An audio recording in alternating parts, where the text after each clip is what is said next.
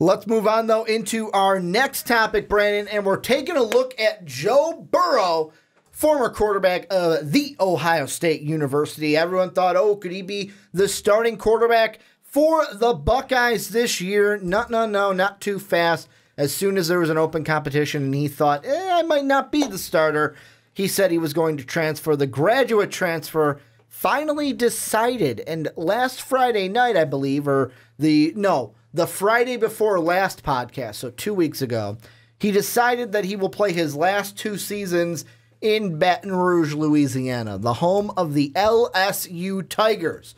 So LSU getting Joe Burrow. It's not for sure that he's going to, Ed Orgeron said there's still an open competition for the quarterbacks.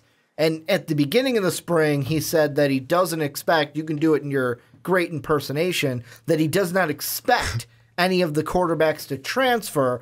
That may change now that Burrow's a part of the situation. What does this mean for LSU this year? Well, so whoever ends up the starting quarterback is going to be replacing Danny Etling, who went in the 7th round of the NFL draft to the New England Patriots. So he's going to get a ring. Yeah, by sitting down on the bench. So it's going to be an open quarterback competition here, too. Mm-hmm. It's going to be going against sophomore Miles Brennan, junior Justin McMillan, and redshirt freshman Lowell Narcisse. So I think that it's interesting. I always find this to be interesting, that you leave a spot where you're not certain if you're going to be the starting quarterback to go to another spot where you're not certain if you're going to be the starting quarterback. I always find that to be funny. But this is what I think for an LSU quarterback now going forward. Whoever is the quarterback, the starting quarterback, whoever they go with, has got to bring fire and pop to the position. They've never had that. I've never felt or seen that with Danny Etling. Never. Danny Etling, in my mind, and I griped about him all the time. Anytime we talked about it, it's like, oh, gosh, not Etling. But this is why. Because he is the embodiment of a game manager. He won't do any more, and he won't do any less. He'll just manage it. He'll make sure that the handoff gets to the running back. He'll make sure that he has the 5-yard pass. He'll throw 16 touchdowns and only 2 interceptions and about 25 to 2,600 yards. But nothing more. Nothing more. And you don't usually win that way. You do when you have a running back like Darius Geis. That's nice. But he's in the NFL. But he's now in the NFL. And you have, in my opinion, with LSU, you have kind of a question mark at running back too. You got a lot of guys that you could go with. And are they going to carry you? And if not, the quarterback position has to. And you need a guy who's not going to be afraid to stretch the field, something that, again, you never saw with Danny Etling. So it's that, to me, is going to be really interesting. Burrow is the guy who comes in with the most experience out of all these guys on 39 pass attempts. It's ridiculous. The most experience out of all of them with 39 pass attempts. The thing I always liked about Burrow as a transfer is, where is he coming from? He's coming from an Urban Meyer team. That's it. Like, I don't care if you only threw 39 passes. You were in that system. You were coached by Urban Meyer. Hopefully, at least something has seeped through. And I don't know if he's got a thick skull, but hopefully something seeped through that skull into your brain, and you absorbed something from Urban Meyer. And you sat behind JT Barrett. Yeah. You sat behind a really good quarterback who was there a long time. Who had to sit behind Cardell Jones. Exactly. And Braxton Miller. So I think that you were there, and you were there for a good amount of time. You learned a lot. Like you said, you should have been able to soak up a lot. And you saw a lot. You were able to get coached by not even just the coach, but the players, the Cardell Jones themselves, the JT Barretts themselves, and actually learn from them. So I think right now I would give the upper leg to Burrow, not only because he has a little bit more experience, but also because he's coming from a system where you would like to think that he knows a thing or two and then can display that. Here's the thing that I'm thinking about is, so when the news of his transfer came out, everybody was saying that, oh, you know what? He's going to go to Cincinnati. He's going to stay within the state of Ohio. And my thought was looking at some of the other teams like Nebraska, like LSU, like Florida. My mind went, why the hell would you pick Cincinnati over any of those other three teams, no matter what their quarterback situation is? Like, why would you go from Ohio State to a non-Power 5 school? I didn't understand that. So, like, when I heard people say, like, oh, the early favorite is Cincinnati, and that's probably where he's going to sign, I went, he would be an idiot to do that. Like, he would be a blatant idiot to go ahead and do that. But looking at the three that I thought that could have nailed him were, two were in the SEC, one was in the Big Ten. I want to start with the Big Ten one first. Nebraska, because Sean and I talked about them one of the weeks you were on your sabbatical, and the thing that we mentioned was one of the biggest question marks in the whole Scott Frost turning this team around is quarterback. They have a big question at quarterback, and right now it looks like it's going to be, in my mind, either Andrew Bauch, or however you say his name, or Patrick O'Brien, the redshirt freshman. I think Burrow could have came into that situation, and possibly Andrew's a transfer sophomore, so he's new to the situation. And O'Brien is new to the situation because Scott Frost is a new head coach, or new head coach to Nebraska. So it's a new system. He could have went into Nebraska. That was the easiest job to win.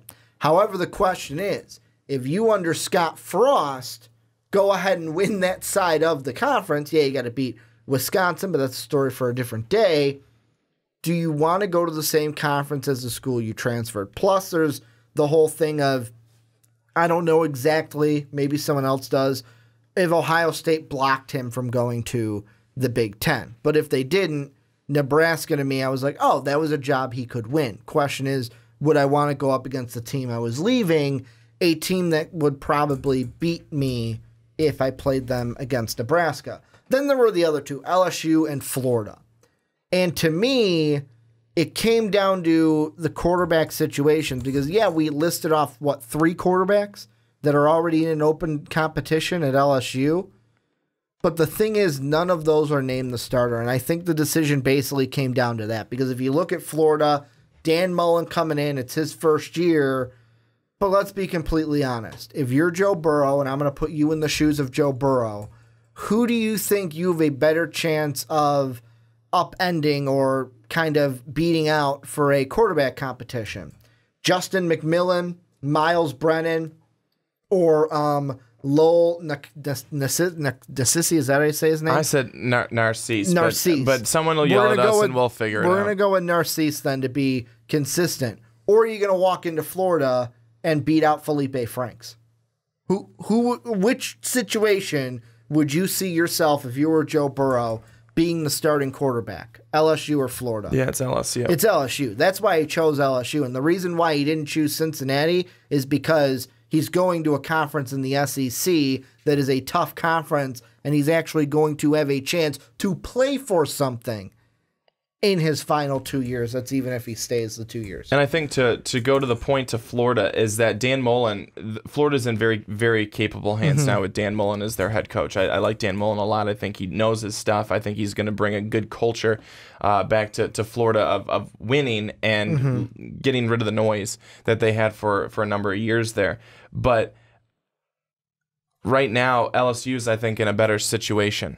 Right now, Ed Orgeron has those guys playing really well, and I know that we can say that you lose a couple of guys, you lose a stronghold of Darius Geis there on the offensive side, but they usually when they lost Leonard Fournette, we thought they were dead in the water. Exactly. You just have to find that next guy and wait for that next guy to show them the bursts of talent, and you go, all right, there he is.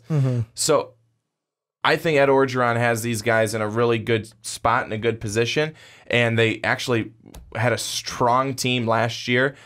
I think that Burrow makes the right pick, the right move to come here because, like you said, you have a better shot of beating out three guys who none of them were locked into it anyways than you do against Felipe Franks, who has a good experience under his belt. He got it last year. He made some big plays, had some big wins. Fans like him, and I know that doesn't necessarily mean anything, but it would not be necessarily working in favor of Burrow as this situation is. You want to know what I just found out?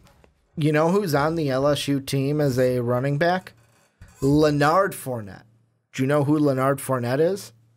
It's the younger brother of Leonard Fournette.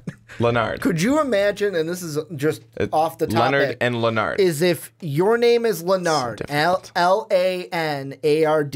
Fournette, and your brother was named Leonard Fournette.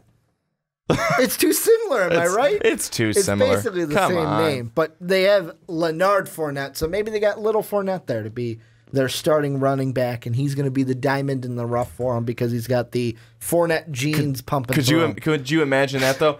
Hey, Leonard. No, Leonard, not Leonard. Oh, could you imagine? They'd always get confused in the house. But, I mean, with Ed Orgeron, because you brought him up, like you said, they are in capable hands. He was last year's second season, 6-2 the first year overall, 9-4 last year.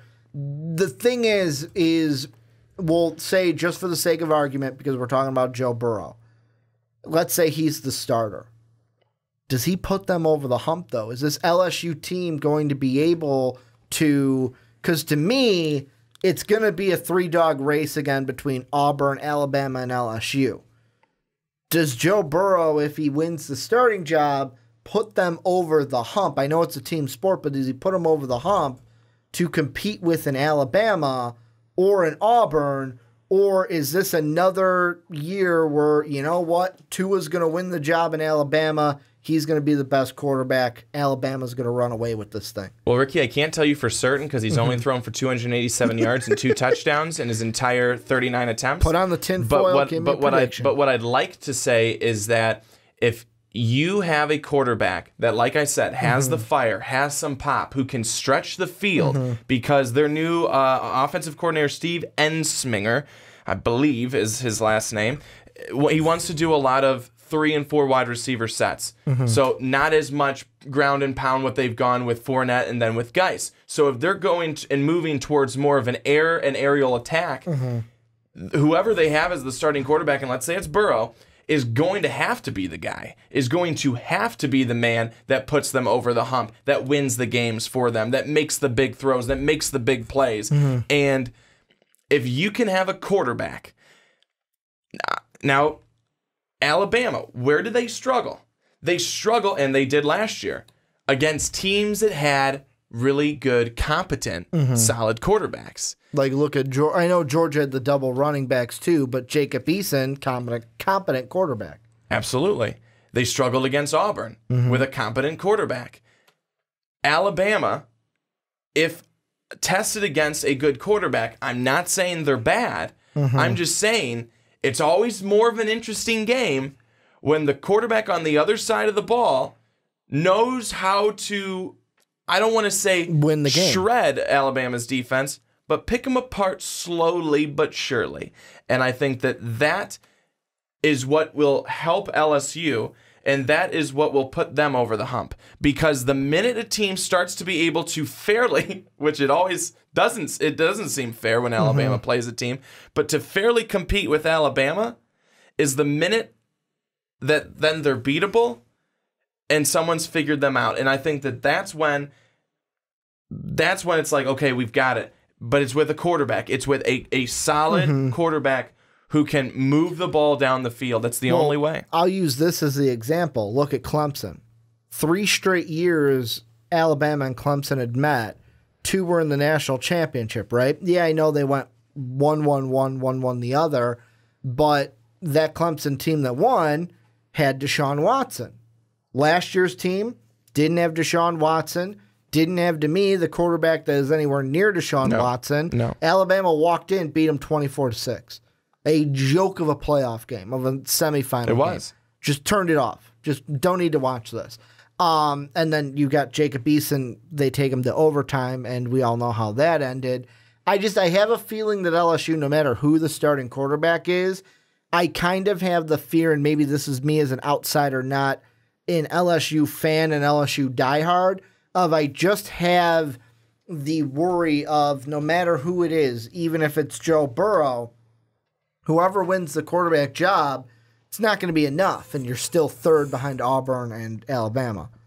Like that, it's like that. Just the division is Auburn and Alabama will fight it out. Whoever wins the Iron Bowl moves on to the conference championship. Like I still have that fear because I don't think that any of these quarterbacks necessarily. Now, like you said, Joe Burrow's only 39 snaps is what you said, or 39 pass attempts. That's all we've seen from him. Yes, it's a small sample size, so we don't know. He could go out there and the first 2 games, he lights it up, and it's like, all right, we've got someone that could maybe knock down Auburn and Alabama. But at this point, we haven't seen enough to where my thought has not changed that I don't have LSU third in this division. Well, here's the thing, too, is that look at the Big 12 and look at their quarterbacks. What were their quarterbacks? Yeah. You had Mason Rudolph. You had Baker Mayfield. You had, I'll even put in Sam Ellinger and Shane Buechele from Texas. You can put in, who else?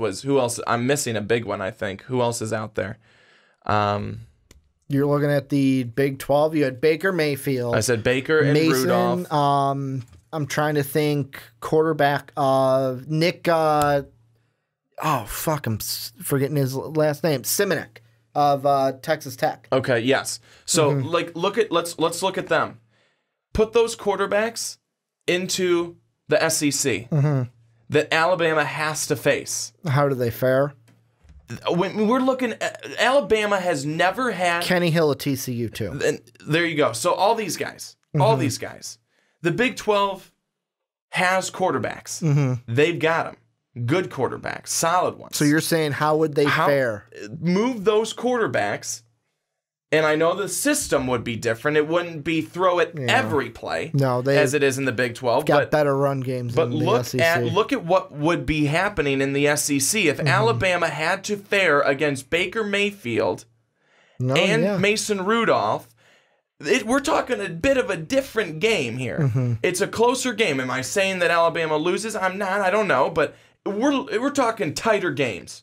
We're talking bigger plays by quarterbacks, but they've never had that. They've never had. I mean, look throughout the years. There have not been big time quarterbacks outside of some, the Cam Newtons and stuff like that were at Auburn and stuff. But we aren't looking at really big, huge, high scoring, big playmaking quarterbacks up and down the SEC all the time. We're just not. Let me put it this way, too. It doesn't have to be a quarterback like Baker Mayfield either that could help like an LSU knock off in Alabama, because think about it this way. A quarterback we talked about in the offseason that I can't remember what I said about him, but I think you praised him a little bit and you liked what he was going to bring to this team, Nick Fitzgerald with Mississippi State. Yeah. He was a quarterback that nothing flashy, but he was a veteran quarterback for that team. If he throws a little bit of a more accurate non-Blake Bortlesy throw into the end zone, and I say that because Blake Bortles loves to throw balls out of bounds, and even Allen Robinson would yell at him to throw the ball inbound so that he could catch it. If he throws the ball a little bit more accurate into the end zone, they win that game over Alabama. Yeah. And they had 2 shots, I believe, at the end of that game to try to knock off the Crimson Tide at home. That was Alabama's Mississippi State. That was Alabama's closest game of the season outside of the national title game. I mean, that was their closest game of the season. 31-24. I mean, the closest one they had besides the national championship game was maybe the 27-19 game against Texas A&M. But that one wasn't as... That was probably, like, score-wise, that was probably the closest. But I would still say what felt closer to me as a college football fan, it was definitely the Alabama-Mississippi State game where you're going, and I'm going, oh, crap, they're going to lose. They could lose. They are going to lose right now. And the funny thing is, if they would have lost that game, It would have been like, great, we get to play Mercer, the cupcake game that we thought would have been the cupcake game before. Here's the thing, and this is off the rails a little bit. Could you imagine? Yeah, I know they won 56-0 after winning. Could you imagine how much they would have demolished Mercer if they lost that game? 78-0. They would have came out and it would have been like Mercer would have just been like, we forfeit. We're not even playing this game. We're not we'll just give you the W because we don't want to hurt our own players. Yeah. We know you are angry from losing that game. Any final thoughts on this before we move into some Texas football? I think it's something to definitely monitor as the. No, we're definitely going to. I believe the SEC is going to be the first divisions that we hit with our previews. It is, and it'll be interesting as the summer goes on and how the quarterback battles shake out, especially with 4 guys there and all capable, I'm sure. It'll be interesting to see what exactly happens because all of them, no one has more pass attempts than the 39 that Burrow has. I think the next most is maybe 27. So it's really interesting. There's not a lot of combined experience there. So whoever takes it is probably going to have it and kind of be given the okay, go ahead. So it'll be interesting to see how it shakes out. Well, this is where you guys come in. Let us know down below, what do you think of Joe Burrow? Keep on putting us on there. Joe Burrow's transfer to LSU. What do you think it means for LSU? Does he win the starting job? Who wins the starting job? And what does LSU do this season? Let us know what you guys think down below in that comment section.